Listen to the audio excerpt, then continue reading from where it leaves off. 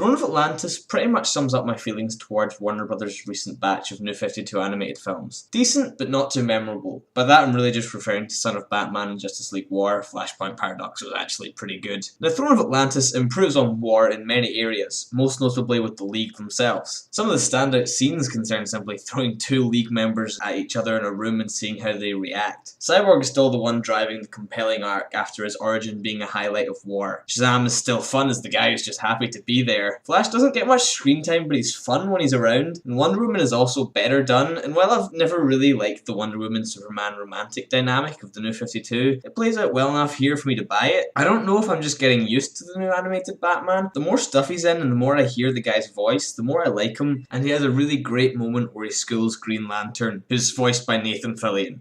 Enough said. The only leaguer I have an issue with is Superman, because when the Man of Steel says he's going to shove a trident down someone's throat and means it, then we have a problem. Despite the title, this is more of an Aquaman story with the Justice League in the background than you may have thought. So the plot is that the King of Atlantis was killed during Darkseid's invasion back in War, leading his son Orm to blame his death on the surface world, beginning to organise an attack on said surface. However, Orm's mother is still on the throne, and in order to prevent Orm from succeeding her, she seeks out her son, a half-human called Arthur Curry, or Aquaman as you may know. And therein lies the film's biggest issue, is that there's too much going on for a 70-minute movie. It has to introduce us to each League member again, introduce Arthur Curry and develop him, establish Atlantis, convey Orm's motivation, follow Cyborg's struggle with staying human, and all the while have an actual story and plot going on. All in 70 minutes. A 2-hour movie might be able to accomplish that, but such a short time frame isn't enough to cram it all in. In terms of Aquaman himself, I liked him a lot. The film embraces the absurdity of the character, and his voice actor seems to get the guy. The problem is that he follows the standard Chosen One arc, which just isn't interesting. I've seen it 100 times. Tell me if you've heard this before. He's reluctant to take up responsibility, discovers he's really good at it when he sees everyone actually needs him, and so he agrees to take the role of King on in the end. Whoop-de-doo, Aquaman. Never saw that coming, huh?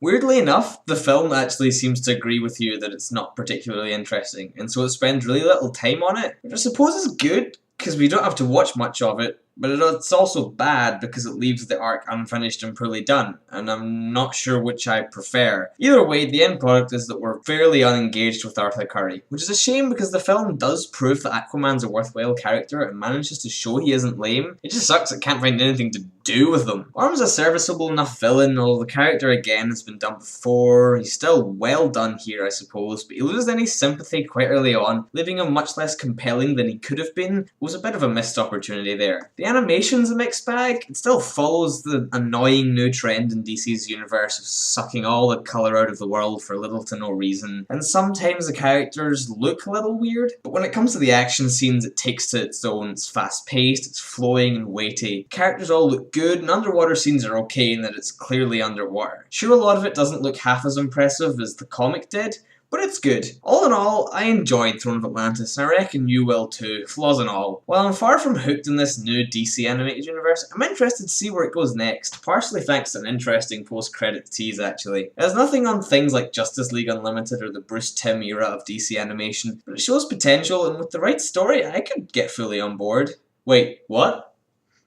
They're doing a movie based on the Court of Owls graphic novel?